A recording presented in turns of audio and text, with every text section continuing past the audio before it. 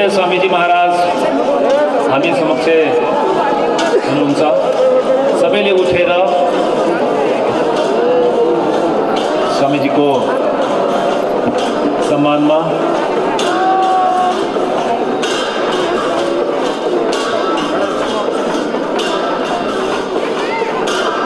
श्रद्धेय वन्दनीय पूजनीय स्वामीजी महाराज हामीसँग हुनुहुन्छ।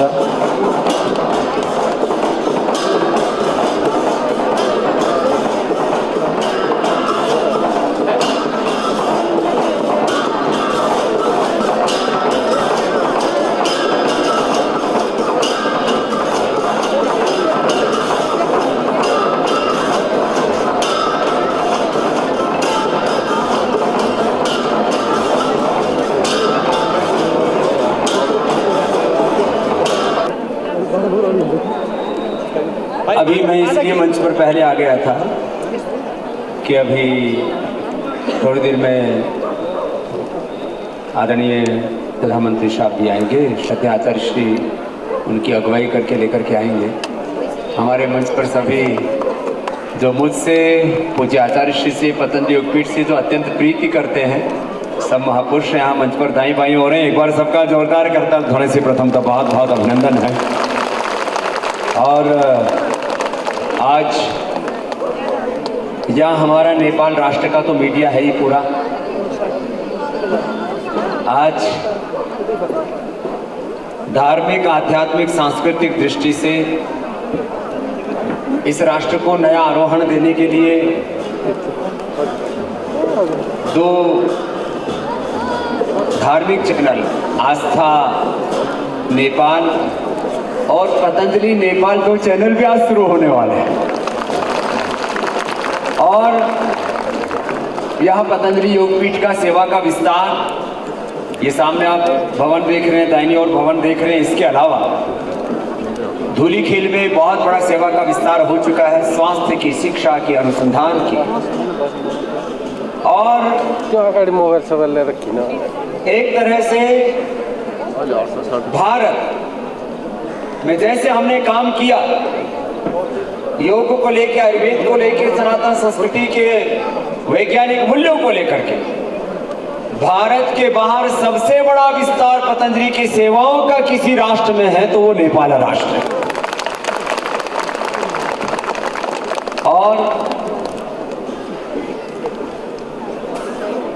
योग तो यहाँ जनव्यापी है, कोई गांव ऐसा नेपाल का नहीं है जहां पर हमने योग की धारा को, प्रवाह को ना पहुंचाया। और इसमें संगठन के कार्यकर्ताओं का बहुत बड़ा योगदान है। और अभी देखो, हमारा कोई औपचारिक, कोई अनौपचारिक नहीं होता। इसलिए अब हमारे आस्था नेपाल से लेकर के, पतंजलि नेपाल से लेकर के, जिसको भी लाइव दिखाना है सब दिखाओ, खूब आनंद करो, मस्ती करो। और एक बार मेरे साथ हाथ उठा करके बोलेंगे, बोले पशुपतिनाथ भगवान की, नेपाल आमा को।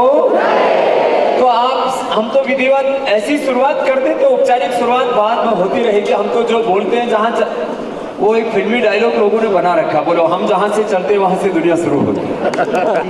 तो हम कोई औपचारिक अनौपचारिक नहीं होते। हम तो एक एक पल योग के लिए, धर्म के लिए, संस्कृति के लिए, सेवा के लिए, मानवता के लिए जीते हैं। और अपने संन्यास धर्म को, अपने सनातन धर्म को, अपने सेवा धर्म को, अपने स्वदेशी धर्म को और अपने ऋषि धर्म को प्रामाणिकता से निभाते। और आप सबको भी निभाना है, क्योंकि हमारा राजनीतिक रूप से देश अलग हो सकता है, दो देश हो सकते हैं, भारत और नेपाल, लेकिन हमारे पूर्वज एक, हमारे पूर्वजों की संस्कृति एक है, हमारा धर्म अध्यात्म एक, हमारे मूल्य एक, हमारे सिद्धांत एक है। और उन्हीं एकता के मूल्यों पर चल करके, जैसे देखो, मैं एक बात तो ये भी कहता हूं कि मेरा राजनीतिक जो एक रूप से ना, किसी को सर्टिफिकेट चाहिए होता है कि आप किस देश के सिटीजन हो, कहीं जाना हो तो उसके लिए पासपोर्ट, वीजा आदि जरूरत पड़ती है, भले ही। और ये भगवान का विधान है, भले ही मैं भारत का राजनीतिक हूँ, राजनीतिक दृष्टि से वहां का नागरिक हूँ। राजनीतिक दृष्टि से भले ही मैं भारत का नागरिक हूँ, लेकिन आध्यात्मिक दृष्टि से स्वामी रामदेव और आचार्य बालकृष्ण विश्व नागरिक है, वर्ल्ड सिटीजन। और इसमें ये हमारी संस्कृति प्रकृति हमें सिखाती है। खैर, तो आज एक भारत का नहीं, एक विश्व का नागरिक आपसे बात कर रहा है, इस रूप में बात कर रहा है कि हम सबको मिलजुल करके इस अपने सनातन मूल्यों के आधार पर अपने आप को ऊंचा उठाना है, देश को ऊंचा उठाना है। और हमारे माननीय प्रधानमंत्री जी श्रद्धेय आचार्य श्री के साथ उनका आगमन हो रहा है, हम उनका अभिनंदन करते हैं। एक बार सभी अपने अपने स्थानों पर खड़े होकर के जोरदार करताल ध्वनि से। और हम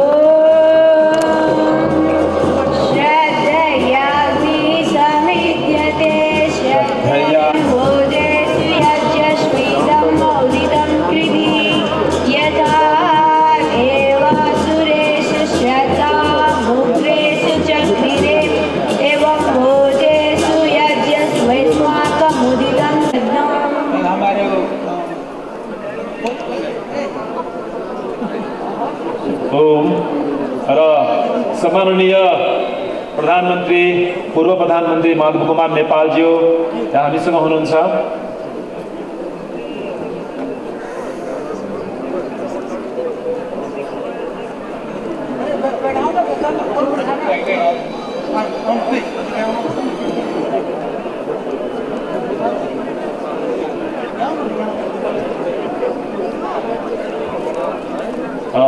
माननीय मन्त्रीज्यूहरू पनि हामीसँग हुनुहुन्छ।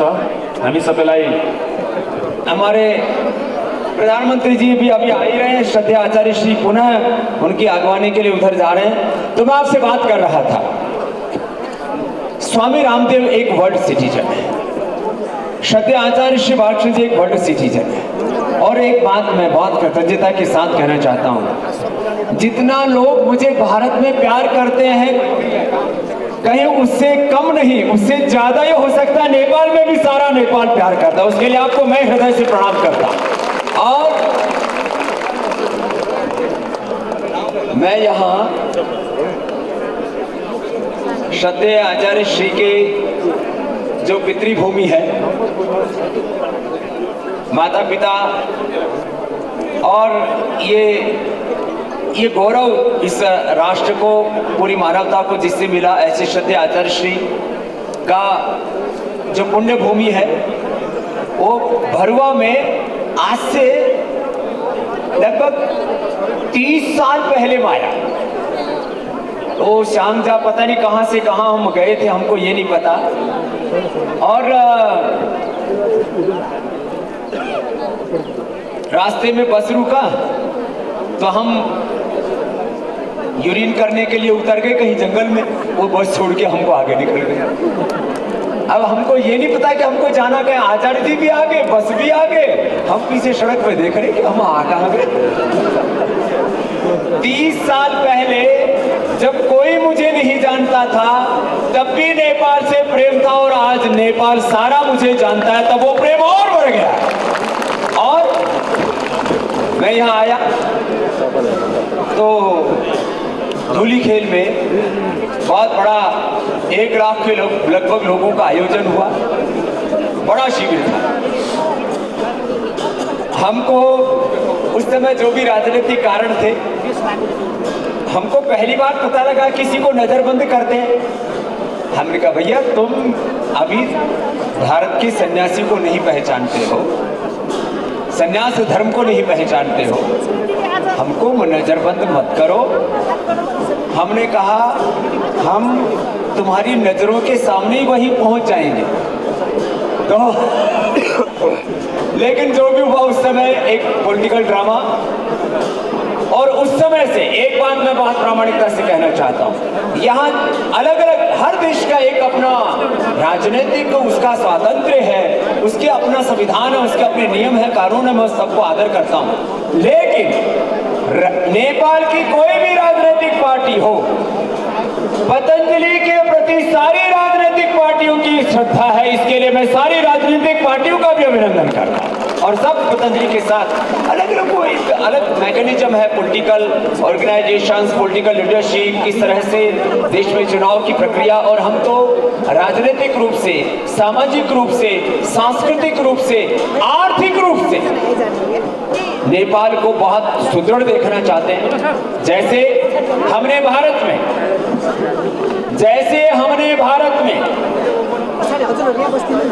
आत्मनिर्भरता की और स्वदेशी से स्वावलंबन की अलग जगाई, वही कार्य आप देख रहे हैं हमने नेपाल में भी शुरू किया।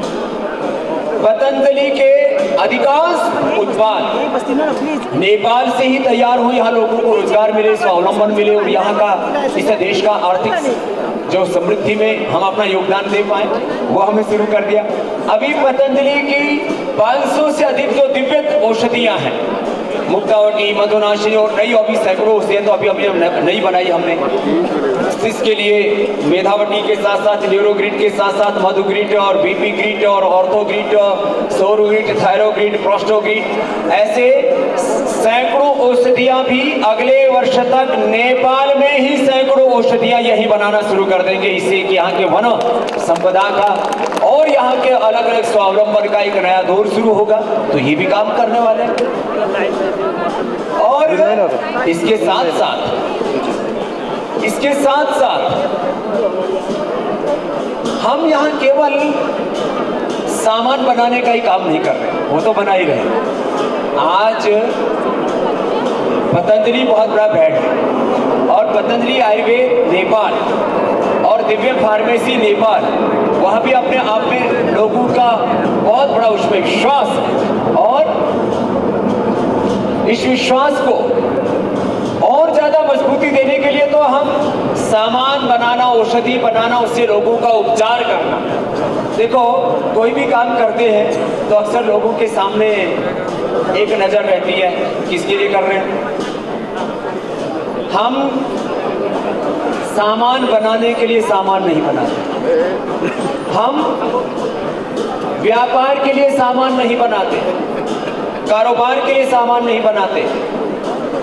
हमने शुद्ध सी यात्रा शुरू की है। एक अनपढ़ माँ बाप के घर से पैदा होकर के, चाहे मैं एक हिंदुस्तान के छोटे से गांव से निकला, या पूज्य आचार्य श्री को आप देखें, वो भी गांव की भाषा में एक छोटा सा जमींदार का लड़का आपके सामने खड़ा है, जिसके पास 3, 4, 5 एकड़ जमीन थी। एक छोटा सा चौकीदार, पूज्य आचार्य श्री के पिता श्री चौकीदारी करते थे, जैसे हमारे बहुत से नेपाल के भाई करते। एक छोटे से चौकीदार का, एक छोटे से जमींदार का बालक निकला अपने गांव से, अपने घर से, एक संकल्प के साथ कि हमें दुनिया के लोगों का उपचार करना है, उपकार की भावना से काम करना है। और आज पूरी दुनिया का सबसे बड़ा योग का, आयुर्वेद का ब्रांड यदि किसी ने खड़ा किया तो पतंजलि ने खड़ा किया है। करोड़ों लोगों के लिए प्रेरणा पूरी दुनिया के। और किस भावना से? लोगों के उपचार की भावना से, लोगों के उपकार की भावना से। स्वामी रामदेव का कोई बैंक अकाउंट नहीं, सिंगल पैनी, हिंदी भाषा में बोलते हैं फूटी कौड़ी भी नहीं, 1 इंच जमीन नहीं, जो कुछ किया। और यहाँ पर भी मैं बोल रहा था, जब पहला हमने शिविर लगाया उससे लेकर के अब तक यहाँ के लोगों ने हमें करोड़ों रुपए दान किए, सैकड़ों करोड़ रुपए हमने भारत से यहाँ पर लगाया। स्वामी रामदेव 1 रुपए नेपाल से लेकर के हिंदुस्तान नहीं गया, आपके सामने खड़ा हुआ और प्रामाणिकता से इस बात को कहा। यहाँ से बहुत से साधु संत महात्मा आते होंगे कहीं से भी, मैं किसी की आलोचना नहीं कर रहा हूँ, कुछ ना कुछ तो दक्षिणा जरूर लेके जाते हो। साधु और दक्षिणा ना ले, ऐसे कैसे हो सकता है? कोई भी साधु संत आते होंगे, दक्षिणा लेकर के जाते होंगे, लेकिन स्वामी रामदेव ने तन मन धन से, अपने जीवन से, अपने कर्म से इस नेपाल भूमि की सेवा की। और करोड़ों रुपए, चाहे वो पतंजलि का आयुर्वेदिक कॉलेज है, चाहे वो पतंजलि योगपीठ अभिधाम खड़े हैं, चाहे धूली खेल में है, और अभी तो इस देश में नेपाल देश में शिक्षा और संस्कार की एक नई अलग जगाने के लिए जो हम पतंजलि गुरुकुलम और आचार्य कुलम के माध्यम से, पतंजलि विश्वविद्यालय के माध्यम से भारत में सेवा कर रहे हैं, ऐसे ही नेपाल राष्ट्र में एजुकेशन की बहुत बड़ी सेवा पतंजलि शुरू करने वाला है। मैंने आदरणीय श्री प्रधानमंत्री जी के साथ साथ हमारे प्रचंड साहब के साथ साथ जो भी यहाँ के तंत्र में, व्यवस्था में लोग हैं, उनसे भी बात की है और इस भावना के साथ कि यहाँ बच्चों को वर्ल्ड क्लास एजुकेशन मिले। यहाँ जिस बच्चे के पास थोड़े से पैसे होते हैं, कोई भारत चला जाता है पढ़ने के लिए, कोई ऑस्ट्रेलिया चला जाता है, कोई यूरोप चला जाता है, कोई यूके, यूएसए, कोई कनाडा, कहीं ना कहीं बाहर ढूंढते हैं, कोई छोटे छोटे और देशों में चला जाता है, किसी को मेडिकल की एजुकेशन लेनी, किसी को इंजीनियरिंग की एजुकेशन लेनी है। हम एजुकेशन का भी देश का, नेपाल देश का सबसे बड़ा केंद्र पतंजलि की तरफ से बनाने के लिए प्रतिबद्ध है और उसको बना करके दिखाएंगे और यहाँ के लोगों की सेवा करेंगे, यहाँ के लोगों को उबारेंगे इस संकल्प के साथ, क्योंकि हमको भगवान ने सामर्थ्य दिया है तो सेवा के लिए दिया और हेल्थ में एक बड़ी सेवा पतंजलि करने वाला है, उसको हम करेंगे, आगे बढ़ाएंगे। एजुकेशन में बड़ी सेवा और इसके साथ साथ इस राष्ट्र को आगे ले जाने का काम, वो भी बहुत बड़ा काम है। नेपाल राष्ट्र की एकता, अखंडता और संप्रभुता, उसको भी आगे ले जाने के लिए सबको एक सूत्र में बांधना। नेपाल के सामने जो आगे आर्थिक चुनौतियां हैं, आर्थिक प्रश्न हैं, बहुत सारे सामाजिक प्रश्न हैं, कृषि की को, एग्रीकल्चर को कैसे उठाना, इंडस्ट्री को कैसे यहाँ पर बढ़ाना, बहुत सारी चीजें। उसमें एक बहुत बड़ा प्रश्न है सांस्कृतिक एकता, सामाजिक एकता। जातपात बहुत मानते हैं, अभी भी मानते हैं, ये ब्राह्मण, ये क्षत्रिय, ये वैश्य, ये शूद्र, ये ऊंचा, ये नीचा, ये छूत, ये अछूत, ये कैसे हो सकता है? तो इस एक बार बहुत बहुत अभिनंदन जी, अभी मैं जिनका नाम ही ले रहा था, आगे प्रचंडी साहब का भी हमने कल ही कहा था कि आपको भी आना है थोड़ी देर के लिए, सही आप आए, तो एक बार जोरदार करतल ध्वनि से आपका भी अभिनंदन। मीडिया का साथीहरू पहिला इनको जब सर्वाइकल था तब मैंने योग सिखाना शुरू किया था इनको। मैंने कल पूछा, मैंने कहा सर्वाइकल कैसा है? बोले तो सर्वाइकल कहाँ है? बैठे बैठे बसी उठी। आदरणीय श्री प्रचंड जी का, माधव नेपाल जी सहित सबका एक बार जोरदार फिर से बहुत बहुत अभिनंदन है। तालियां बजाने से ना आपका उपचार भी हो जाता है और अतिथि का सम्मान भी हो जाता है। सत्कार, उपचार और सत्कार दोनों साथ साथ हो सकते हैं। तो मैं आपसे बात कर रहा था, मैं दो शब्द बड़ा प्रयोग करता हूं, विकल्प रहित आचार्य श्री।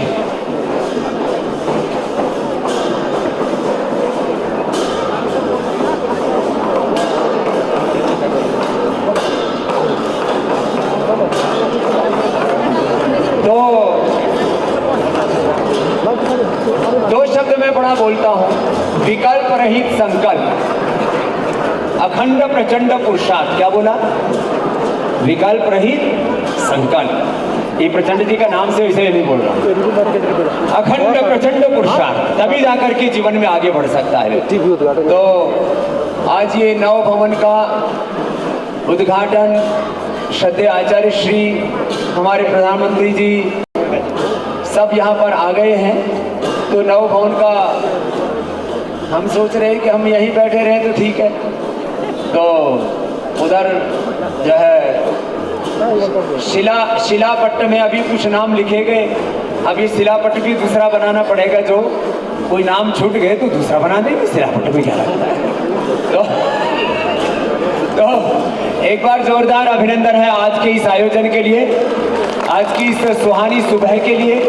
देखो रात को ठंड होती है, तेज धूप लगे तो थोड़ा सा अनकंफर्ट होता है, लेकिन भगवान ने ऐसा वातावरण बनाया हुआ है, ना ठंड है ना गर्मी है, यहाँ पूरा प्रचंड आनंद है।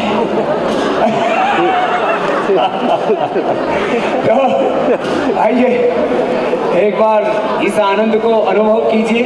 और मैं कह रहा था आपसे, अभी तो बहुत सेवा करनी है। नेपाल को सामाजिक दृष्टि से एकता के सूत्र में बांधना, और मैंने कहा जो आर्थिक, राजनीतिक, बाकी यहाँ के एग्रीकल्चर से लेकर के, इंडस्ट्री से लेकर के और अलग अलग क्षेत्रों में जो प्रगति के सोपान चढ़ने हैं नेपाल राष्ट्र को, वो तो सबको पुरुषार्थ करना है।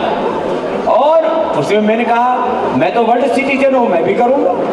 और इस नेपाल को आगे ले जाने में, नेपाल की एकता, अखंडता, संप्रभुता और इसकी समृद्धि के लिए, इसकी खुशहाली के लिए पूज्य आचार्य बालकृष्ण जी और स्वामी रामदेव सहित पतंजलि योगपीठ और पतंजलि के लाखों यहाँ पर कार्यकर्ता, 77 जिलों में 70,000 से ज्यादा तो वो प्रशिक्षित कार्यकर्ता हैं जिनको मैंने हरिद्वार में बुला करके अपने हाथों ट्रेनिंग दी है।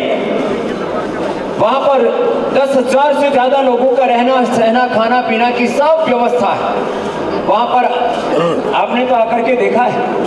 और यहाँ मंच पर लगभग 80% ऐसे लोग हैं जिन्होंने पतंजलि को अपनी आंखों से देखा हुआ है, पूरे पतंजलि के सेवा के इस विस्तार को। और अब जो मैं बात अब जो है आदरणीय प्रचंड जी के आने से पहले कह रहा था कि सांस्कृतिक एकता, पतंजलि में हम कोई जात पात नहीं मानते। हम कहते हैं सब एक ईश्वर की संतान। क्या है बोलो? सब एक, अरे जोर से तो बोलो, सब एक ईश्वर की, सब एक ईश्वर की संतान, सब एक पूर्वजों की संतान, सब एक ही प्रकृति की संतान, एक ही धरती माता की संतान और सबकी संस्कृति।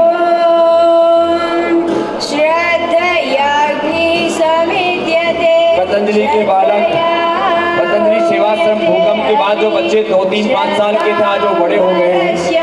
सब खड़े होकर के अभिनंदन कर रहे प्रधानमंत्री जी का।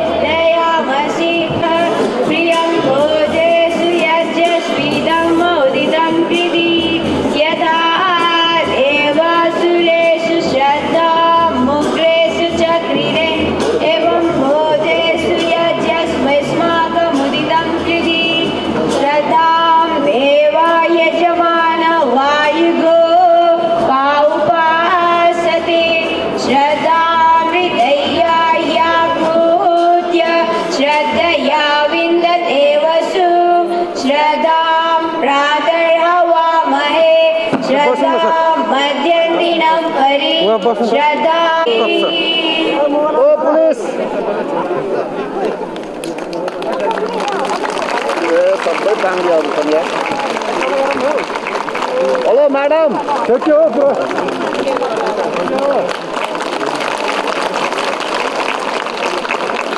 ताली बजाएर हामीले उहाँलाई त्यो गरौँ। राजु श्रेष्ठजी, हाम्रा कर्पोरेट सदस्यजीहरूले उहाँलाई सबैजना मञ्चमा जतिजना हुनुहुन्छ सबैलाई त्यो सल्लाह बढाएर अलिकति त्यो गरिदिनुहोस्।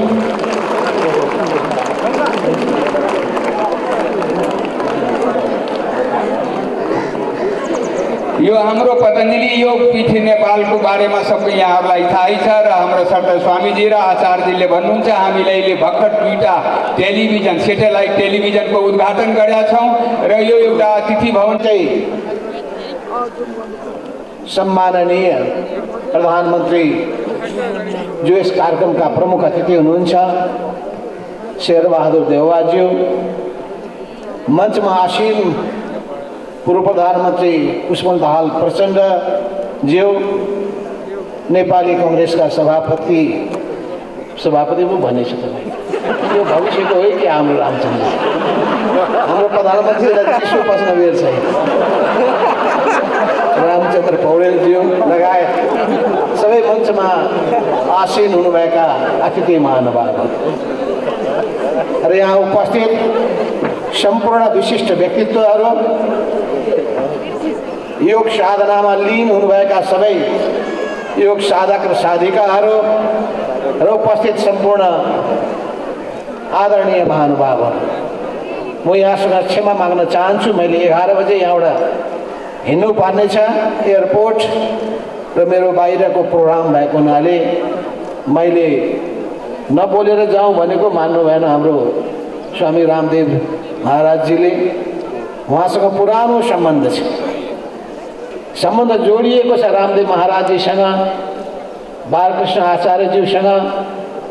म प्रधानमन्त्री हुँदाखेरि उहाँहरू दुवैलाई मैले स्वागत गर्ने मौका पाएको थिएँ र सँगसँगै यो उहाँहरूको अभियानलाई अघि बढाउनका लागि मैले आफ्नो तर्फबाट सक्दो सहयोग पनि पुर्याएको थिएँ। मैं समझता हूँ आप समझ रहे होंगे स्वामी रामदेव महाराज जी। मैं कह रहा था कि आप और हमारा संबंध बहुत पुराना है, घनिष्ठ है। घनिष्ठ ही नहीं, मैं इस बात को भी चर्चा करना चाहता हूँ कि मैंने मेरो घरमा हाम्रो शालिग्राम सिंहज्यूले र अरू विभिन्न योगको क्लासहरू देखाउँदाखेरि म पलेथी कसेर बस्न सकिनँ थिएँ। याद छ शालिग्रामजीलाई? मैं पलेथी कस के मैं नहीं बैठ सकता था। मैं पैर को आगे बढ़ाता था। कोई भी धार्मिक प्रोग्राम में गया तो पैर सीधा आगे। सब कोई पलेथी कह के बैठ रहे हैं, मैं तो नहीं, क्योंकि मेरा पैर का कुछ प्रॉब्लम था। तो इसको धन्यवाद दूं मैं, कोविड को धन्यवाद दूं या योगा को धन्यवाद दूं? कोविड की वजह से मैंने पूरा अभ्यास शुरू किया, योग और ध्यान, और इस दोनों के प्रयत्न से, मेरी अपनी कोशिश से, हालांकि मैंने फिजियोथेरापिस्ट से भी बहुत कोशिश की थी, लेकिन जब योग और ध्यान में जब मैं केंद्रित हो गया, पैर तो ठीक हो गया। अब त म पलेथी कसैले बस्न सक्ने रहेछ। नभए कति गाह्रो हुन्थ्यो भन्दाखेरि ठुल्ठुला यज्ञ महायज्ञमा गएको छु, अनि कि त कुर्सी ल्याएर कुर्सीमा बस्नु पर्यो, कि तल दुईटै खुट्टा सामुनिमा दर्शकहरूको सामुमा त्यसै बस्नुपर्ने हो। त्यसपछि अहिले ठिक छ, तर पनि अहिले छुटेको छ व्यस्तताको कारणले गर्दाखेरि। म यति भन्न चाहन्छु कि योग साधनाको बेग्लै महत्त्व छ। योगको हामी सबैले अभ्यास गर्नुपर्दछ। स्वास्थ्यलाई राम्रो बनाउनका लागि पनि आवश्यक छ, ध्यान केन्द्रित गर्नका लागि पनि आवश्यक छ, मिसनमा सम्पूर्ण रूपमा आफूलाई समर्पित गर्न पनि आवश्यक छ। जुनसुकै पेशा व्यवसायमा अध्ययनमा तपाईँ लाग्नु भएको छ, खोज र अनुसन्धानमा लाग्नु भएको छ, त्यसको निम्ति पनि सम्पूर्ण तपाईँले ध्यान केन्द्रित गर्नका लागि योग र ध्यानको ठुलो महत्त्व छ। यस अर्थमा यो पतञ्जलि योगपीठको यो जुन आश्रम जसरी अगाडि बढिरहेको छ र यसले दिनदिनै विस्तार गरिरहेको छ, विशाल भवन हामी देखिरहेका छौँ। समृद्धि कार्डको एउटा विशेष कार्यक्रम पनि आज सुरु हुन गइरहेको छ। यसको निम्ति म स्वामीजीलाई विशेष आभार व्यक्त गर्न चाहन्छु। हाम्रो आचार्यज्यूलाई विशेष धन्यवाद दिन चाहन्छु। तपाईहरुले नेपाललाई माया गर्नुभएको छ, नेपालीहरूलाई सम्मान गर्नुभएको छ, नेपालीहरूको आयु बढोस् र उनीहरूको जुन सभ्य लामो सभ्यता छ, राम्रो संस्कार छ, राम्रो संस्कृति छ, राम्रो परम्परा छ, त्यो निरन्तर अगाडि बढोस्, नेपालीपनको प्रभाव संसारभरि फैलियोस्, उच्च सगरमाथा जस्तै जसरी पनि सधैँभरि सिर ठाडो पारेर उभिन सकियोस् भन्ने तपाईँहरूको सद्भाव, त्यसको म उच्च प्रशंसा गर्न चाहन्छु। र म यति मात्रै भन्न चाहन्छु, यो कार्यक्रम सम्पूर्ण रूपमा सफल हुनुपर्दछ। हामी नेपालीहरू तपाईहरुसँग धेरै ठुलो आशा गरेका छौँ। मैले यो कोरोनाको सिलसिलामा पनि पठाइएको धेरै औषधि लिए, धेरै खाएँ मैले, त्यो कोरोनिलदेखि लिएर अनेक खालका, अहिले पनि म अनेक चीज़हरू लिने गर्दछु, सबैको नाम भन्न चाहन्न। मैं लेता हूँ, डेली लेता हूँ, क्योंकि मुझे विश्वास ज़्यादा प्राकृतिक चिकित्सा में है और जो है आयुर्वेदिक में भी है, आयुर्वेदिक में है, कुछ हद तक होम्योपैथ में भी है। इसीलिए मैं चाहता हूं कि प्राकृतिक चिकित्सालय, आयुर्वेदिक चिकित्सालय और होम्योपैथ का भी व्यापक प्रयोग किया जाए।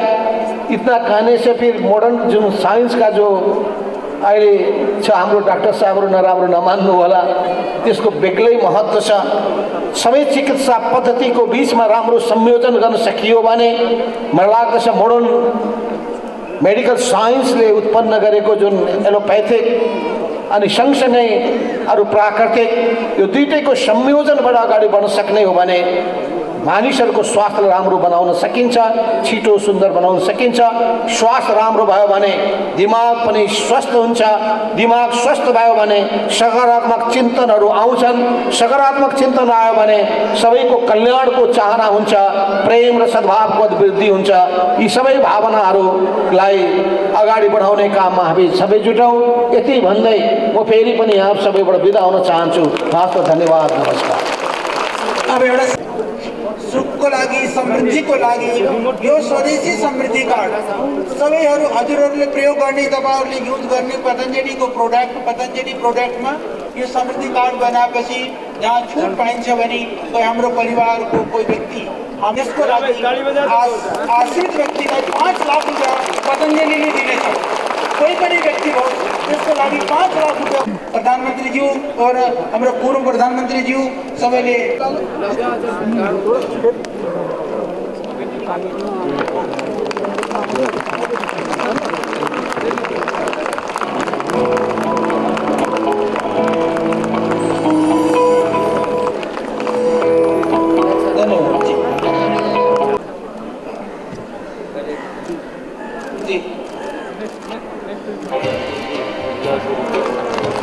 यो टिभी च्यानल सुरु भयो।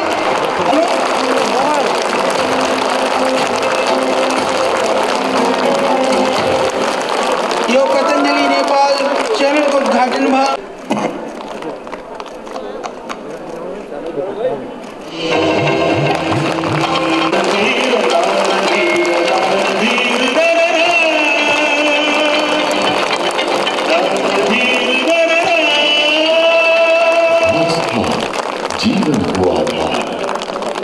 रामदेवसँग मेरो सान्निध्यता भयो, नजिकै भयो, छलफल गर्न थाल्यौँ।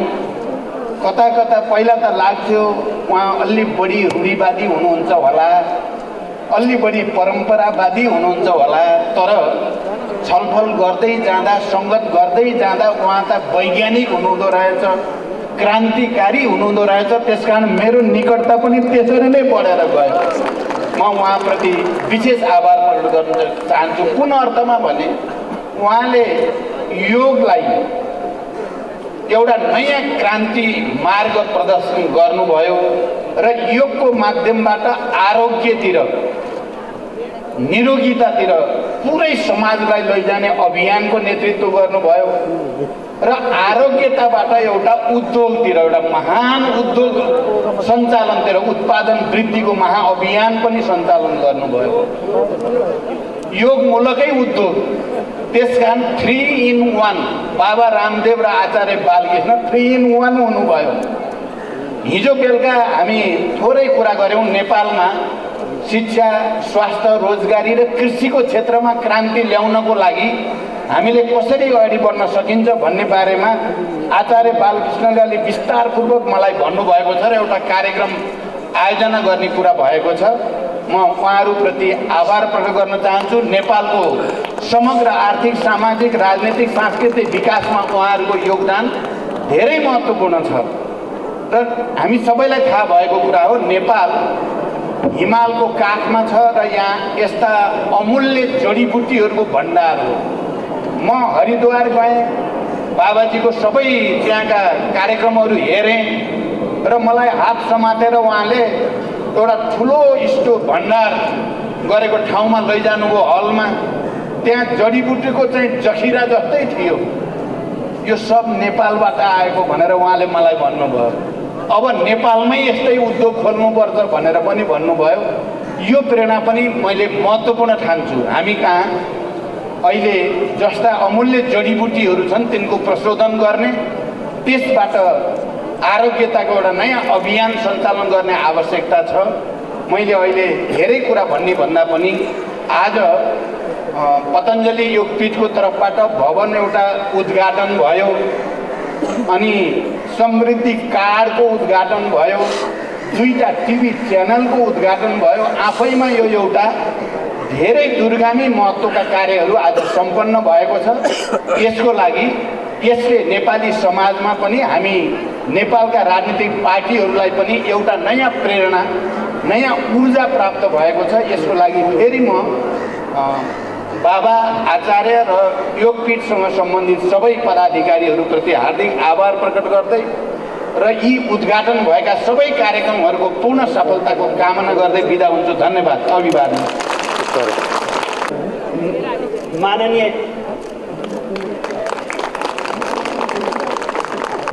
आदरणीय स्वामी रामदेव बाबाजी योग र आयुर्वेदको निम्ति उहाँले जुन अथक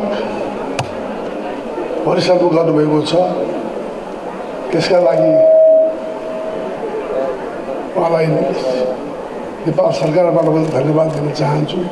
त्योभन्दा पनि महत्त्वपूर्ण कुरा उहाँले नेपालमा जो आस्था च्यानल र पतञ्जलि योगा सम्बन्धी च्यानल पनि नेपालमै सञ्चालन गर्ने भएको हुनाले हामी नेपालीहरूलाई सबैभन्दा खुसीको कुरा छ। यो पतञ्जलि योगा सम्बन्धी र आयुर्वेद सम्बन्धी कुराका सम्बन्धमा जो गर्दै हुनुहुन्छ, यो यसको लागि पनि उहाँलाई नेपाल सरकारका तर्फबाट हार्दिक धन्यवाद दिन चाहन्छु। आदरणीय गडकरीजीले नेपाल आउनु पाउनु भएन, भर्चुअल माध्यमबाट पनि उहाँले जुन कुराहरू गर्नुभएको छ, यसका लागि पनि उहाँलाई पनि आफ्ना तर्फबाट नेपाल सरकारका तर्फबाट धन्यवाद दिन चाहन्छु। आदरणीय रामदेव बाबा नेपाललाई खुब मन पराउनुहुन्छ, नेपाललाई प्यार गर्नुहुन्छ। त्यसै कारण चाहिँ नेपालमा चाहिँ उहाँ बढी समयमा नेपाल आउनुहुन्छ। आज विश्वभरि नै योगका सम्बन्धमा अत्यन्तै सबै ठाउँमा योगलाई अपनाएको छ। योगालाई सबैले चाहिँ स्वास्थ्यका लागि योगा सबभन्दा उत्तम तर चाहिँ यो स्वास्थ्यका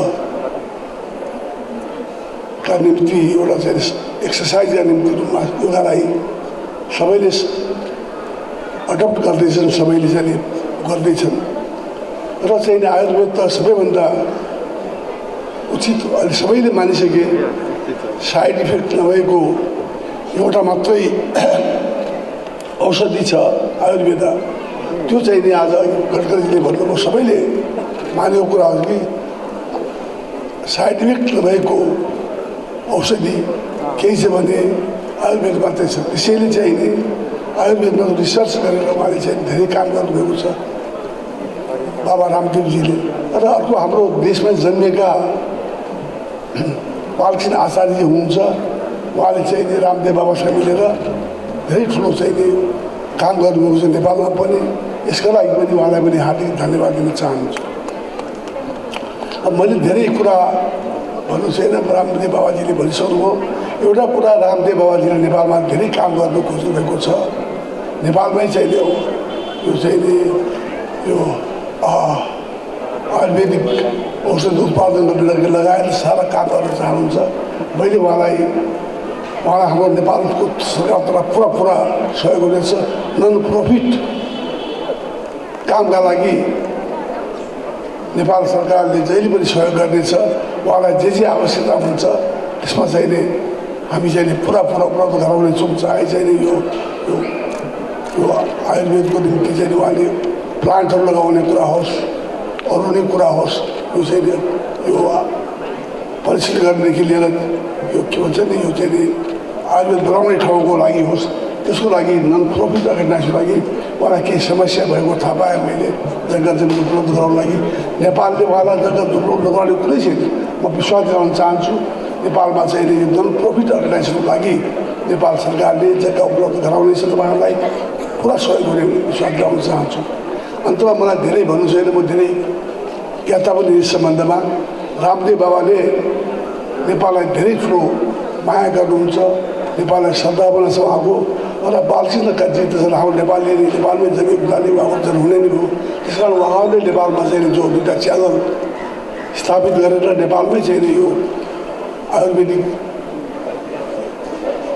के अरे जडी गरेर चाहिँ ठुल्ठुलो चाहिँ यो उत्पादन गर्ने ठाउँको लागि पनि भनिनु भएको छ, त्यो खोल्नुभएको छ। यो अत्यन्त हाम्रो लागि अत्यन्तै खुसीको कुरा हो।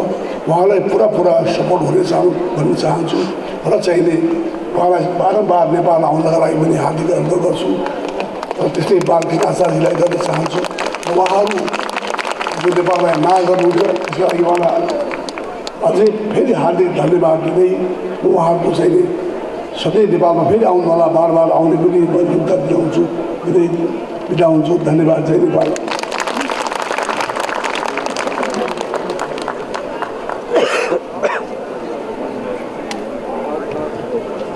वेद और अध्यात्म की एक राजधानी के रूप में नेपाल की पहचान हो, ऐसा पूरा पुरुषार्थ हम कि सारी दुनिया के आकर्षण का केंद्र नेपाल बने। बहुत बड़ी सांस्कृतिक विरासत है हमारे पास और जितने भी यहाँ पर राजनीतिक दलों के लोग हैं और अभी माधव नेपाल जी तो चले गए, प्रचंड जी को तो ये प्रचंड जी का जब ये बड़े खतरनाक भाषण दिया करते थे तब मैंने एक दिन वो मेरे कैसेट हाथ लगी, मैंने कहा ये आदमी तो बड़ा जोरदार है। तो मुझे नहीं पता था ये जो जिस प्रचंड जो एकदम प्रचंड भाषण देता वो कभी मेरे बगल में बैठे तो वो बड़े खतरनाक हुंकार भरा करते थे। तो हम लोग भी उसी हाँ ये बात तो ठीक है, ये बाहर से जितने प्रचंड दिखते हैं ना उतने इनका हृदय बड़ा कोमल है। तो एक बार इनका भी बहुत अभिनंदन पुनः। और हमारे प्रधानमंत्री जी बहुत ही एक तरह से साधु स्वभाव, देखो ऐसा एक तरह से राजनीति में एक राजयोगी जैसे हैं। तो एक बार प्रधानमंत्री जी का जोरदार अभिनंदन।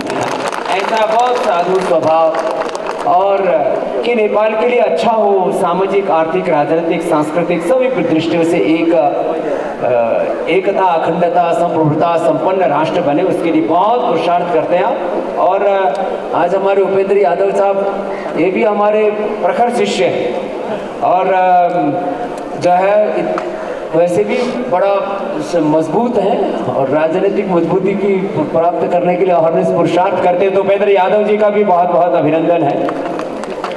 हमारे समवेत होकर के संगच्छध्वम संवदध्वम समोमनांसि जानता देवाभार के भेदभाव छूत छात किसी भी प्रकार की असमानताओं से दूर होकर के हम सब एक ईश्वर की संतान हैं।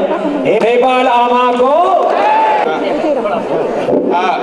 अब सरदार स्वामीजीले हाम्रा आदरणीय प्रधानमन्त्रीजीलाई लभ अफ टोकनको दिनुहुन्छ, टोकन अफ लभ। त्यस्तै हाम्रा पूर्व प्रधानमन्त्री माननीय पुष्पकमल दाहालजीलाई, त्यस्तै हाम्रा गृहमन्त्री बालकृष्ण खाँडजी, त्यस्तै हाम्रा आदरणीय मन्त्री विदेश मन्त्री नारायण खड्काजी, त्यस्तै